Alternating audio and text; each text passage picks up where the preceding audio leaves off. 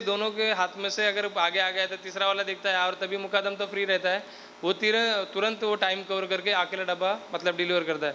इसलिए तो क्या मैंने बोला कि लॉजिस्टिक कंपनियाँ, कुरियर कंपनी आज भी वो बारकोड के हिसाब से, टेक्नोलॉजी के हिसाब से बड़े बड़े पोस्ट में भी लेटर वो सॉर्टिंग करने के लिए मशीन लगाया है, लेकिन वो लोग की भी गलती होती है। लेकिन अगर हम लोग अगर ये सॉर्टिंग मशीन कहाँ पर बैठे हैं, मतलब हर एक स्टेशन में वो मशीन लगाए कि ये डब्बे जितने कलेक्ट करके लाए वो सॉर्टिंग करके बैठे, कितना घंटा जाएगा आपको पता है कि समझो आपको जितने लगेज बैग है वो सॉर्टिंग करने में कितना टाइम लगता है। तो हम लोग ऐसा वेटिंग करेंगे या मशीन लगाएंगे तो टेक्नोलॉजी का उसमें बेनिफिट हमें डबल होगा, क्या मिलने वाला है। इससे अच्छा तो हमारा कोडिंग है वही अच्छा पहचानो, सबको समझाओ और नया जो सीखने वाला है उसको बताओ अच्छे तरीके से कि ऐसा ऐसा कोडिंग रहेगा, ऐसा डब्बा डिलीवर होने वाला है, यहाँ तक डिलीवर होने वाला है, आपका काम उधर ख़त्म होता है, अब बाकी काम अगले वाले पे छोड़ दो, वो बराबर डिलीवर करेगा। तो ऐसा आज तक हमारा डब्बा गलती से कोई होता है तो हमारा मुकदम उसके ऊपर मतलब सुपरवाइज़ करता है, तो इतना प्रॉब्लम कभी आता नहीं है। लेकिन आप बोल रहे तो इसलिए मैंने पहले एग्जांपल दिया था, ये लॉजिस्टिक कंपनियाँ मतलब एयरपोर्ट में और कुरियर कंपनी में सेम चीज़ होती है। क्यों आप फ्लिपकार्ट अमेजोन में भी कभी कभी बुक करोगे तो थोड़ा गलत एड्रेस डालोगे तो भी नहीं पहुंचता है वो, तो सेम चीज़ डब्बा वाले के साथ में नहीं होती। तो हम लोग वो डब्बा वाला जो एरिया के फिक्स रहता है, मुकदम भी ऐसा रहता है कि अपने अंडर जो लोग हैं मुकदम के, उनका एरिया, टिफ़िन के कोड नंबर, कहाँ टिफ़िन जाते आगे, उनके सब जानकारी वो मुकदम को होनी चाहिए, तो ही वो मुकदम बनेगा। नहीं तो ऐसा कोई उठ के मैं नहीं बोलेगा मैं आज मुकदम बनता हूँ, बाकी तुम लोग चलो काम करो। तो काम करना है तो अच्छे से काम करना है, आपको सब मालूम होना चाहिए, अदरवाइज़ आप अपना एक ही रूटीन का काम करो बस। मेरे लास्ट क्वेश्चन है, अभी वो डिस्कस हुआ उनका सैलरी बहुत कम है, जो इनकम जो 12,000 से 15,000 आपने बताया, अभी मुंबई में बहुत स्कोप है दूसरा काम के लिए।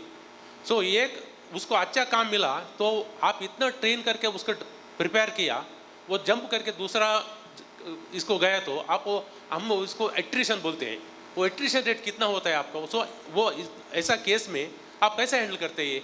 क्योंकि फिर ट्रेनिंग देने के टाइम पे डब्बा सप्लाई होना चाहिए ना। हाँ नहीं कभी मतलब अगर थोड़ा अगर पढ़ा लिखा बंदा है, जब तक जॉब नहीं मिलता है अगर वो करता है काम डब्बे का, अगर कुछ अच्छा जॉब आ गया तो वो निकल के जाता है। तो रियरली ऐसा होता है, एक आध दो बंदा ऐसा निकल जाते हैं कि चलो दूसरा कोई अच्छा का काम मिला।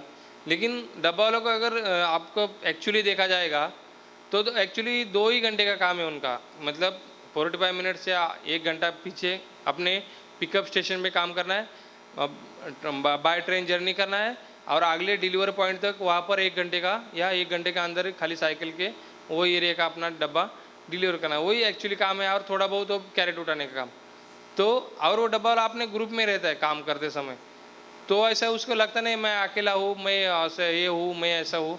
तो वो काम में जुड़ गया तो एक अपना लगन से अपने ग्रुप में आप सब लोग साथ में है, ऐसे जुड़ के काम करता है। जैसे कभी कभी स्टूडेंट का आप जो ग्रुप देखते हो, स्टूडेंट अपने ग्रुप में काम करते कैसे इन्वॉल्व होते हैं अच्छी तरह, सेम चीज़ डब्बा वालों की है। तो ज़्यादा वो कभी कभी ऐसे डब्बे वाले भी है, दूसरा अच्छा जॉब मिला और वो छोड़ के गए डब्बे का काम, लेकिन वहाँ पर काम जमा नहीं, उनका अपना दिल लगा नहीं, तो वापस अपने डब्बे का काम करने के लिए आ गए। ऐसे भी कई एग्जाम्पल है, कभी निकल भी जाते हैं, कभी निकल गए वो भी रिटर्न रिवर्स काम करने के लिए आते हैं। बंटवारा करते हैं डेली, कितना केसेस में औरत ऑफिस में काम कर रही है और आदमी खाना पकाते हैं कि देते हैं उनको? नहीं अभी तक मतलब जो अब हम लोग बोल रहे हैं कि मतलब जो पैरेलल सिस्टम लाना है, मतलब आदमी औरत ये अभी नहीं करना चाहिए। लेकिन ऐसा नहीं होता है कि खाना तो घर से ही मतलब लेडीज़ लोग ही डब्बा पकाते हैं या बना के देते हैं। अगर कोई लेडीज़, अभी लेडीज़ भी ऐसे ही नहीं पीछे कि हर एक फील्ड में लेडीज़ आगे है। मुंबई में तो बहुत हर एक फील्ड में तो आपको ज़्यादा ऑफिस स्टॉप में तो लेडीज़ ही महिलाएं दिखेगी, तो वो अपने घर से ही खाना मंगाते हैं। नहीं तो क्या बड़े बड़े मेस है मुंबई में, अच्छा खाना बनाने वाले बड़े बड़े मेस है, वहाँ से डब्बा वो मंगाते हैं। लेकिन वो मेस होने के कारण भी क्या कि उनको जो 100, 200, 400 टिफिन भी अगर वो बनाते हैं, लेकिन मुंबई में लॉजिस्टिक का उनको बहुत बड़ा प्रॉब्लम आता है कि अगर 400 टिफिन भी उन्होंने बनाए डेली, वो डिलीवर करे तो कैसे करे, इतने मैन पावर कहाँ से लगाए और सबको सैलरी कैसे दे, ये बड़ा क्वेश्चन रहता है। तो एक्चुअली वो हमारे नेटवर्क जो है वो हमें फॉलो करते हैं या हमारे पास कांटेक्ट करते हैं कि हमारे जो डब्बे हैं आप आके यहाँ से लेके जाओ, आपको कहाँ सॉर्टिंग करना है, कहाँ देना है, कौन से स्टेशन में। लेकिन हमारे कस्टमर मुंबई में ऐसे ऐसे एरिया में हैं और एक बार हमारे पास दे दिए सब टिफिन तो हम लोग बराबर अपने एरिया के हिसाब से डिस्ट्रीब्यूशन कोड डाल के ऊपर वो डब्बे डिलीवर करते हैं। नमस्कार सर, मेरा सवाल आपसे यह है कि मुंबई में बारिश बहुत होती है, तो इस बारिश के मौसम में क्या डब्बे डिलीवर करने में कोई तकलीफ़ होती है, जैसे कि एक हाथ में छतरी पकड़ के ले जाना या फिर डब्बे भीग जाना, ऐसा कुछ होता है? नहीं, छतरी पकड़ के तो साइकिल के ऊपर जर्नी नहीं कर सकते। डब्बे वाले तो कभी छतरी खरीदते भी नहीं, रेनकोट ही मोस्टली रहेगा तो बस यूज़ करते हैं। क्योंकि जो डब्बे अभी है वो थर्मस के है, उसके ऊपर बैग से डब्बा तो बारिश के में ख़राब नहीं होता है या पानी बारिश का पानी उसमें जाता नहीं अंदर। तो डब्बे वाले और रेनकोट पहन के वो छाता पकड़ के साइकिल के ऊपर कैसे जाएगा खुद को बचा के। तो अगर रेनकोट रहेगा वो पहन के निकल जाएगा। और बारिश के समय क्या होता है कि मुंबई की लाइफ लाइन है ट्रेन, तो सुबह 8 बजे तक अगर ट्रेन रेगुलर चल रही है तो लोग भी ऑफिस के लिए निकलते हैं अच्छे से। अगर ट्रेन का कोई दिक्कत है, आधा घंटा 1 घंटा लेट है, तो लोग घर से ऑफिस के लिए नहीं निकलते। अरे ट्रेन ही बंद है तो ऑफिस में बॉस को बोल देते हैं, अपने साहब को बोल देते हैं ट्रेन ये क्या करे, ट्रेन लेट है, बंद है, ऐसे तो बोल देते। तो हमें भी क्या होता है कि मीडिया वाले बहुत सपोर्ट करते हैं, हम लोग तुरंत मैसेज छोड़ दे मीडिया वालों को, तो मीडिया वाले वो न्यूज़ हाईलाइट कर दे तुरंत कि अगर ट्रेन के वजह से, मतलब हम जानबूझ के ऐसा या कोई बंद नहीं रखते, लेकिन कभी कभी बारिश की वजह से ट्रेन बंद होती है तो हमारी मतलब पूरी सर्विस बंद रखनी पड़ती है। तो हम लोग बंद रखते हैं क्योंकि अगर भरे हुए टिफिन घर से लाए, अगर वो ख़राब हो गए तो उसके फ़ायदा नहीं है। तो ट्रेन बंद है तो हम हमारे सर्विस भी बंद रखते हैं। नमस्कार सर, मेरा प्रश्न ये था कि आप मुंबई में करते हैं ना सिर्फ काम, आप कभी नहीं सोचे मुंबई से छोड़कर बाहर करने का, दिल्ली, कोलकाता वगैरह? हाँ, सेम मुंबई में जो लोकल का जो नेटवर्क है बहुत बढ़िया है। बाकी अदर सिटीज़ में इतना लोकल का नेटवर्क नहीं है। मेट्रो है, मेट्रो में लगेज अलाउड नहीं है। और ऐसा मतलब मुंबई कैसे है, पूरा मतलब साउथ टू नॉर्थ ऐसा फैला हुआ है, सबर्बन में फैलते गए धीरे धीरे, मतलब एक साइड से दूसरी साइड तक। बाकी सिटीज़ कैसे ऐसे एक सेंटर रहता है, हर एक साइड में फैल गए, और ना उसमें कोई ऑफिस एरिया है, कई जगह पर इंडस्ट्रियल एरिया, कई जगह पर एजुकेशनल कॉम्प्लेक्स, कई जगह पर अलग अलग एरिया, कई जगह पर अपने तो ये उसमें से टिफ़िन कहाँ कैसे सॉर्ट आउट करें और डिलीवर करें, प्रॉब्लम आ रहा है। एक लेडी थी, बेंगलोर से आई हुई थी, महाराष्ट्रियन लेडी थी, वो वहाँ पर उन्होंने जॉब किया है, अभी मुंबई में है। उन्होंने एक प्रोजेक्ट बनाया है उसके ऊपर कि बेंगलोर में बहुत सारे IT पार्क है और IT पार्क में काम करने वाले बाहर के लोग बहुत है, और वो वहाँ पर खाना खाना या नाश्ता करना बहुत महंगा है। उन्होंने हमारे सामने ये प्रपोज़ल रखा है कि आप डब्बा वालों वहाँ पर आ जाओ। एक्चुअली मैं वहाँ पर मैं स्टार्ट करती हूँ, या खाना बनाने का मैं किचन स्टार्ट करती हूँ, लेकिन सॉर्टिंग का काम मेरे से होगा नहीं या डिलीवरी का काम मेरे से होगा नहीं। तो हम लोगों ने उनको बोला है कि अगर वो डिलीवरी या कोडिंग का काम है या वो IT पार्क के हिसाब से डिलीवर करना है तो वो काम हमारे ऊपर छोड़ दो, आप अच्छे से प्रपोज़ल बनाओ और वहाँ पर आके आपको कैसे सॉर्टिंग करना है, कैसे डिलीवर करना है और लंच टाइम में कैसा टिफ़िन आपका पहुँचेगा, ये टारगेट हम लोग आपको बना के देंगे। तो बहुत सारे, क्योंकि क्या हुआ, हमारे जनरेशन के जो लड़के लोग हैं वो सब अभी क्या सब सोशल मीडिया का ज़माना है, तो सोशल मीडिया में हम लोग बहुत सारे अवेयरनेस जानते हैं, बाहर के अपॉर्चुनिटीज़ जानते हैं। तो हम लोग भी अभी सोच रहे हैं कि ऐसे मौके आ जाएंगे तो हम लोग भी धीरे धीरे अदर सिटीज़ में भी मतलब ये सर्विस पहुंचाने का काम करेंगे। उसमें थोड़ा टाइम लगेगा, लेकिन श्योर है कि हम लोग उसमें ट्राई करेंगे ज़रूर।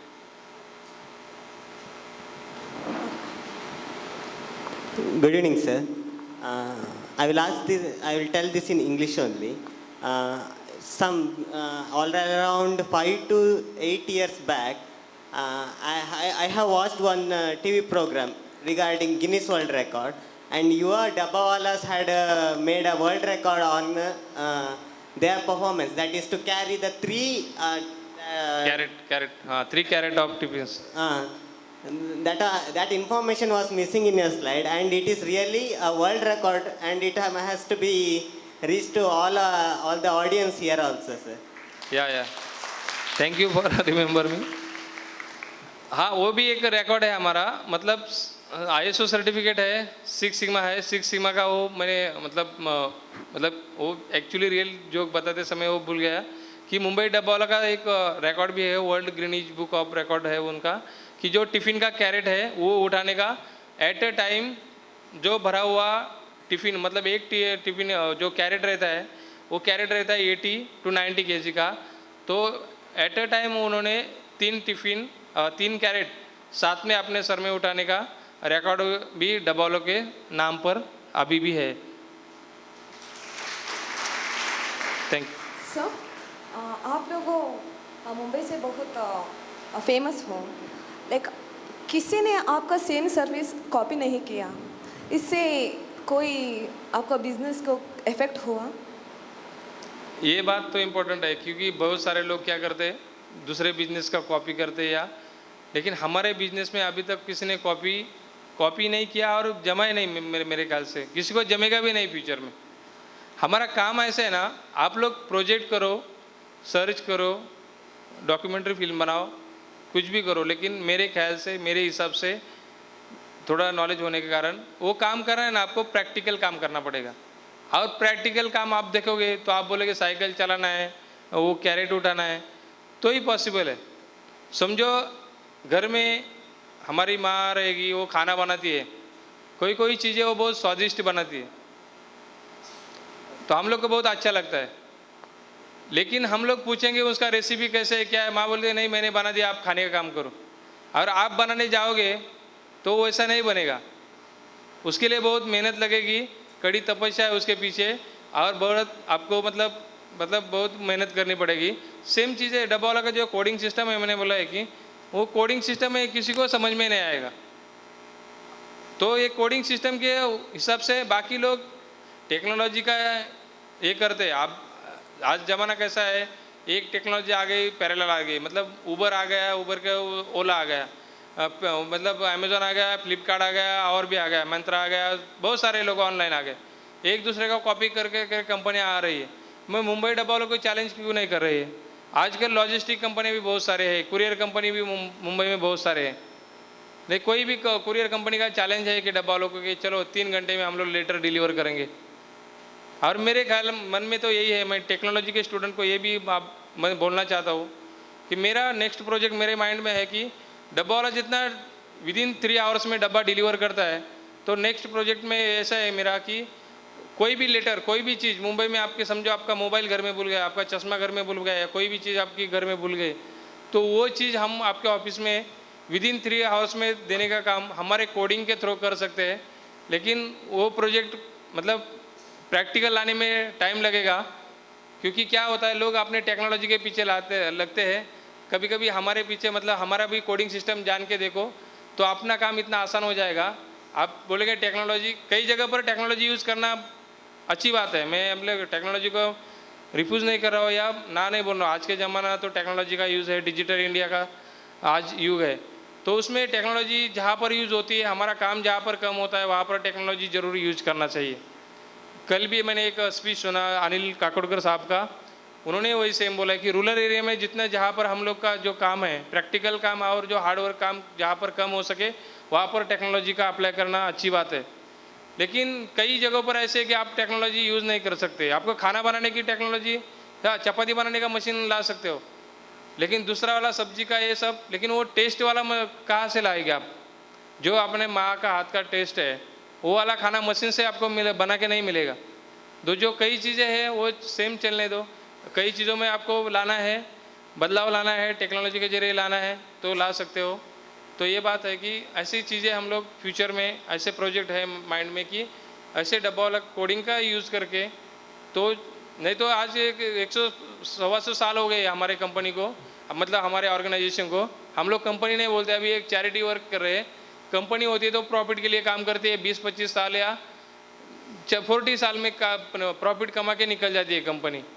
तो हम लोग का कंपनी नहीं है तो भी अब काम अच्छे से चल रहा है, तो आगे जाके भी ऐसा काम हम लोग कर सकते हैं। तो ऐसा जो माइंड में है कि कोडिंग के हिसाब से तो एक कोडिंग सिस्टम ऐसी है, तो इसमें थोड़ा सा बदलाव करके हम लोग आगे और भी फॉरवर्ड हो सकते हैं, लेकिन पूरा टेक्नोलॉजी का यूज़ करके डब्बा वालों को कुछ बेनिफिट मिलने वाला नहीं है।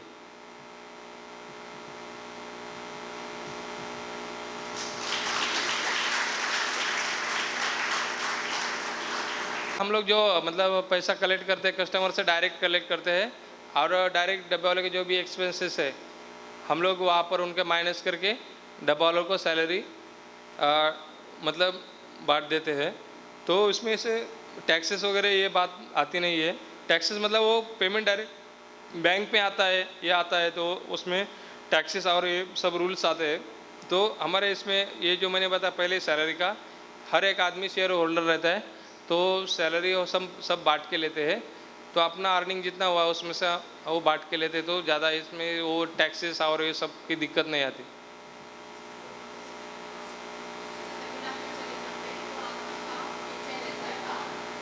तो मेरे ख्याल से हमने आपको बहुत प्रॉब्लम दिया, यहाँ आने को बोला, ऐसे सब यूनिवर्सिटी से आपको बुलाते रहेंगे तो आप कैसे मैनेज करेंगे, वो एक बात। दूसरी बात ये है कि आपके यहाँ ट्रेनिंग के अलग यूनिट हैं या ऑन जॉब लोग काम सीख जाते हैं, कैसा?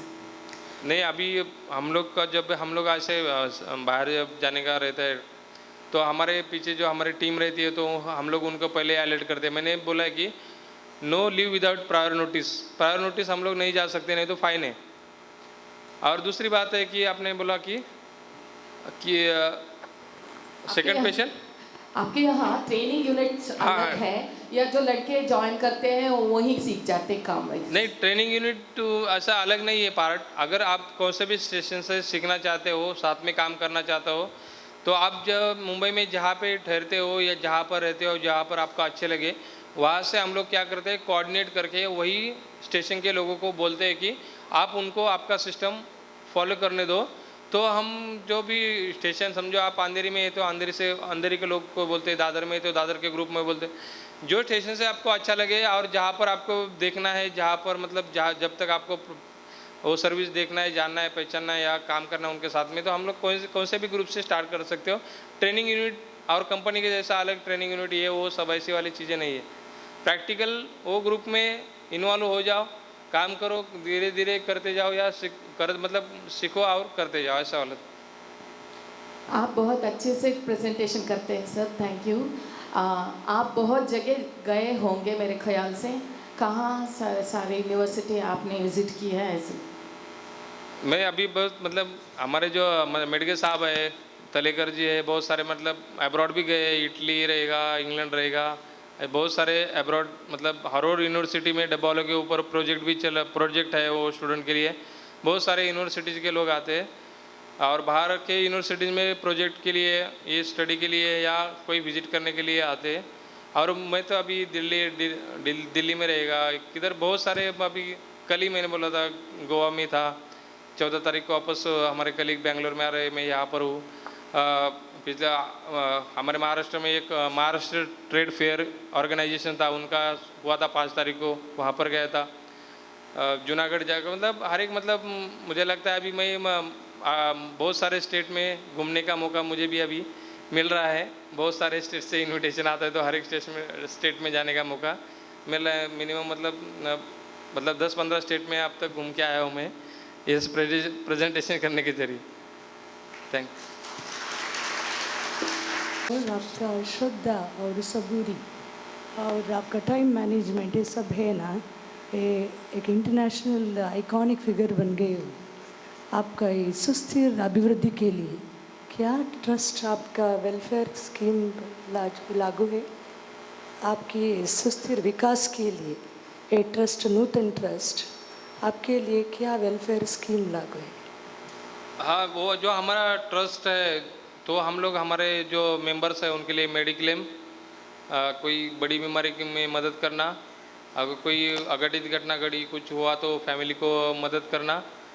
और हमारे जो डब्बा वाला ग्रुप है तो उनमें से ऐसे थोड़ा थोड़ा फैसिलिटी हम लोग, क्योंकि क्या हुआ कि ज़्यादा पढ़े लिखे लोग नहीं थे इसमें ऑर्गेनाइजेशन में वो सब, तो हम लोगों ने अभी वो ESIC मतलब जो PF वाला जो PF का जो कंसेप्ट है वो अभी अप्लाई किया है, तो उनके ऊपर काम चल रहा है धीरे धीरे। जो भी मतलब वर्कर के लिए जो भी फैसिलिटीज़, जो भी मेडिकल एम, जो भी चीज़ें ला सकते हो ज़्यादा से ज़्यादा, क्योंकि क्या होता है इसमें अर्निंग कम है और काम ज़्यादा, ऐसी चीज़ है, मेहनत ज़्यादा है, तो वो लोग के लिए ज़्यादा से ज़्यादा जितनी भी चीज़ें हम लोग ला सके जल्दी से जल्दी, उनके ऊपर हमारा फोकस रहेगा। और ट्रस्ट के माध्यम से जो भी मतलब हेल्थ के जो कैंप रहेंगे, ऐसे वाले कैंप हम लोग ऑर्गेनाइज करते हैं। तो इनके अभी जो बहुत सारे एक्टिविटी है और कई हम लोग करते हैं, और फ्यूचर में भी ज़्यादा से ज़्यादा उनके ऊपर फोकस करने का है कि जो एक्चुअली मेंबर को उसका बेनिफिट हो जाएगा। आपके स्लाइड से हमें ब्यूटीफुल पिक्चर मिलते हैं, लेकिन आपको मुसीबतें और चैलेंजेस, ये सवाल और ये सब नहीं है यहाँ पे। अगर थोड़ा झलक दिए थे तो अच्छा हो। क्या हुआ? आपका मुसीबतें थोड़ा प्रॉब्लम्स भी है। हाँ, प्रॉब्लम्स एंड चैलेंजेस। चैलेंज, हाँ इंग्लिश में, अगर इंग्लिश में पूछना था तो इंग्लिश में बोल सकते हो। एक्चुअली मेरे को समझ में नहीं आया, इंग्लिश में बोल सकते हो आप, तो मैं कुछ आपका जो प्रॉब्लम्स और चैलेंजेस है ना, ये स्लाइड में नहीं पाते हम। आपको ये सब तकलीफ़ें हो गए ना, इसके बारे में को थोड़ा ज्ञान दे दीजिए। हाँ, एक्चुअली जो स्लाइड में, वीडियो में जो आपने देखा है उसकी तकलीफ है, क्योंकि प्रैक्टिकल काम करते समय एक्चुअली हमें प्रॉब्लम आते ही है। कोई भी काम करो, अगर कोई भी आदमी अकेला काम करता है, प्रैक्टिकल काम करता है, खुद का काम करता है, अगर यहाँ पर ज़्यादा स्टूडेंट है, मैं स्टूडेंट को बताना चाहूँगा कि अगर आप पढ़ाई खुद की करते हो तो भी ज़्यादा दिक्कत आती है। मतलब खुद का काम करने के लिए दिक्कत आती है, तो हम लोग तो ये मेहनत का काम, हार्ड वर्क और इतना सारा कर रहे हैं, और हम लोग यहाँ पर बताएंगे तो वो भी अच्छी बात नहीं है। लेकिन आप वीडियो में देख रहे हो कि वो कैरेट उठाना, साइकिल चलाना, टाइम के अगेंस्ट, मतलब वॉर अगेंस्ट टाइम रहता है हमारा, सुबह का जो टाइम रहता है, आपको वो ट्रेन मतलब पकड़ना है, कैच करना है कैसे भी हालत में। बाकी लोग अगर जॉब करने वाले रहते हैं, बोले ये चलो ये बस जाएगी, दूसरी है, ये ट्रेन जाएगी, दूसरी ट्रेन में है, लेकिन हम लोग में ऐसा अलाउड नहीं है। अगर करना है तो करना ही है, चैलेंजेस है, हार्डवर्क है, लेकिन हम लोग अभी तक कर रहे हैं। अभी फ्यूचर में और भी उसमें कुछ इम्प्रूवमेंट लाने के प्रयास करेंगे, और उनका थोड़ा जो हार्डवर्क करने का तरीका है तो वो भी थोड़ा कम कर सकते हैं, या कुछ उसमें सॉल्यूशन निकालेंगे कि कैसे एरिया वाइज और भी काम कैसे अच्छा हो सकता है।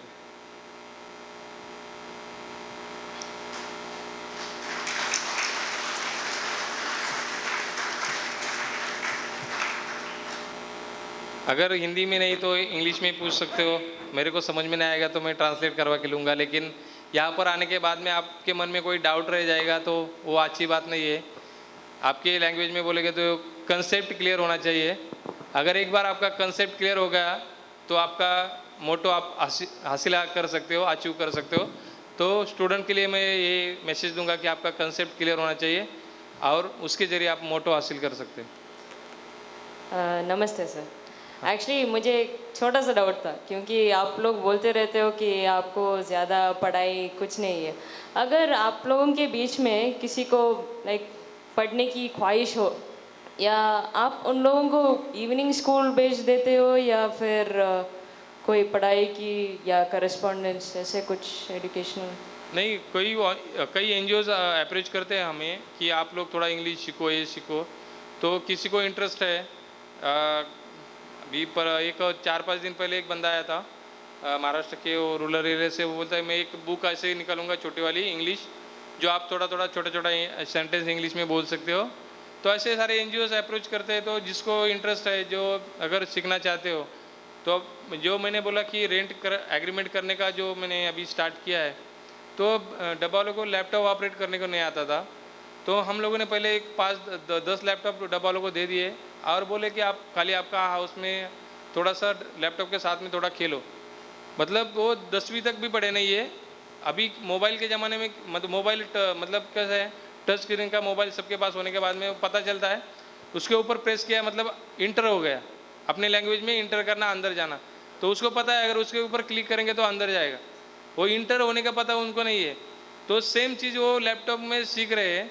तो उनको हम लोग ऐसे साइंटिफिकली नहीं सिखा सकते, रैंडमली ऐसे सिखा सकते हैं कि मोबाइल के थ्रू लैपटॉप कैसे ऑपरेट करना है। तो वो अपने अच्छे से लैपटॉप ऑपरेट करते हैं, कस्टमर के पास जाते हैं, बैठते हैं, उनका फ़ोटो खींचते हैं लैपटॉप में, बायोमेट्रिक करते हैं अच्छे से, उनको पता है यहाँ पर क्लिक क्लिक क्लिक करना है, का टाइप नहीं करना है, कुछ नहीं करना। तो ऐसे वाले सिस्टम से हम लोग थोड़ा सा मॉडर्न एजुकेशन या मॉडर्न कुछ डब्बा वालों को बनाने की थोड़ा कोशिश करें। Thank you sir. फाइनली हम पूछना चाहता है, मतलब हम लोगों में से थोड़ा लोग ऐसा है, आप जैसा ऑर्गेनाइजेशन रन करने के लिए, आप जैसा डिसिप्लिन्ड ऑर्गेनाइजेशन या डब्बा हो, दूसरा चीज़ हो ट्रांसपोर्ट में, हम लोगों के लिए आपका एडवाइस क्या है? मतलब कैसे आइडिया रखना चाहिए ऐसा डिसिप्लिन्ड ऑर्गेनाइजेशन रन करने के लिए? नहीं, जो भी काम आप कर रहे हो वो अपने मन से करो, खुद के सेटिस्फैक्शन के लिए करो, तो वो काम बहुत बढ़िया कर सकते हो आप।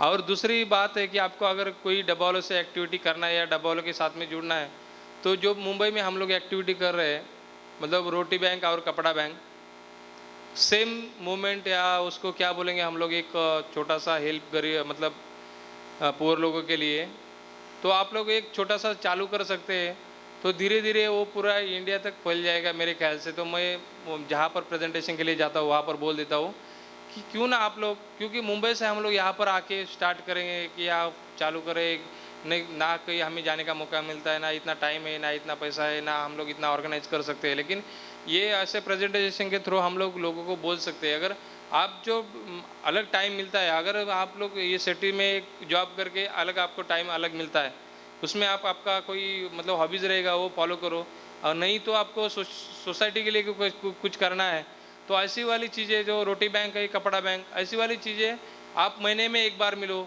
हफ्ते में एक बार मिलो, 15 दिन के एक बार मिलो, क्लब बनाओ, उनके थ्रू आप लोगों को जोड़ दो, और ये चीज़ें लोगों को तक पहुँचाओ और लोगों तक फैल जाने दो, और ये उसका बेनिफिट, तो एक आप लोग जुड़ जाते हो, एक ऑर्गेनाइजेशन बन जाता है, और धीरे धीरे बेनिफिट उनका, जो लोगों को ये मिलता नहीं है तो उन लोगों के पास तक पहुंच जाएगा, ये मेरा ख्याल से। तो आप कपड़ा बैंक, रोटी बैंक का कंसेप्ट यहाँ से चालू करो, और आप मतलब उसको आगे लेके जाओ। हर एक सिटीज़ में मैं ये तो बोल देता हूँ कि ऐसा वाला एक कोई तो मूवमेंट आप चालू करो जो अपने काम के तरह अलग खुद को सेटिस्फेक्शन, या कुछ हम लोग खुद का तो कुछ नहीं कर सकते, इतने हम लोग तो है नहीं कि, लेकिन हम सबको साथ में लेके दूसरों को कोई तो हेल्प करने की मदद से हम लोग ये स्टार्ट कर सकते हैं। हो गया सबका क्वेश्चन, कुछ डाउट्स? यहाँ पर मेरे कलीग है जयसिंह पिंगले जी, और मेरे को यहाँ पर बुलाया, ये इंस्टीट्यूट ने हमारा एक सम्मान किया, मुंबई डब्बा वालों का मैनेजमेंट टाइम और टाइम मैनेजमेंट और डिलीवरी सिस्टम, ये शेयरिंग करने का मौका दिया। तो मैं यहाँ पर एक शेयर अर्ज करूँगा सबके लिए, मतलब मोस्टली स्टूडेंट लोगों के लिए रहेगा। हमें ना मिली खुशी वो आप लोगों ने पाई, हमें ना मिली खुशी वो आप लोगों ने पाई, मुबारक हो आपको MSN बेजेंट इंस्टीट्यूट की पढ़ाई, मुबारक हो आपको बेजेंट इंस्टीट्यूट की पढ़ाई। थैंक यू, धन्यवाद। Thank you. कहा गया धन्यवाद आपकी उदारता को दर्शाता है। मैं डॉक्टर नारायण कायरकट्टे जी को धन्यवाद समर्पण के लिए अनुरोध करना चाहूँ। हमारा आदरणीय श्री वी लीलाधर जी ने आज का कार्यक्रम राष्ट्रभाषा हिंदी में करने का अभिलाषा व्यक्त किए। उनके सम्मान पे मैं भी धन्यवाद समर्पण हिंदी में करने का प्रयोग करता हूँ। गलती है तो माफ़ करना।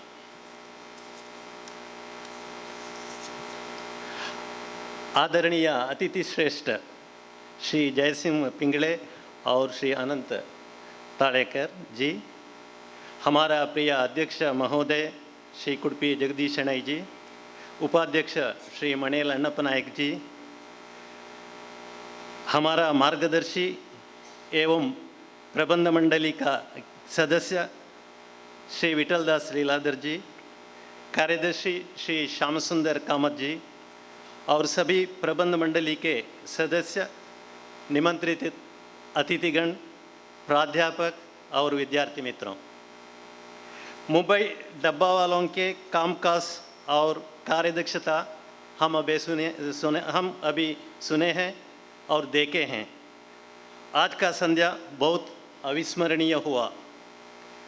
मुंबई डब्बा वाले बहुत शांत रूप से अपने काम करते हैं, लेकिन उनका पराक्रम की गाथा सारे जहां में बहुत आवाज़ कर रहा है। कुछ दिन पहले मेरे एक दोस्त थे, वो मुंबई वाला है, मैं इस कार्यक्रम के बारे में बात कर रहा था तो उन्होंने बोला, वही ऐसे ही वर्ड में बोलता हूँ, शब्द में बोलता हूँ, मुंबई की भागदौड़ भरी ज़िंदगी में मेरे तनाव कम करने वाले हैं मुंबई डिब्बे वाले। मुंबई की खचाखच भरी ट्रेनों में सुबह के वक्त साथ में टिफ़िन ले जाना बहुत मुश्किल है, क्योंकि उस ट्रेन में आप खुद चढ़ जाए वही बड़ी बात है। तो डब्बा वालों ने ऑफिस कर्मचारियों को घर का बना खाना उनका ऑफिस तक गरम गरम पहुंचाते बहुत पुण्य के काम कर रहे हैं। आज इनका विशेषता है, जैसे आपने अभी सुने, मैं 3-4 शब्द वाक्य में बोल देता हूँ। एक है 5,000 का सेना, 5 लाख का खाना। अनपढ़ से लेकर पढ़े लिखे भी करते ही एक ही काम।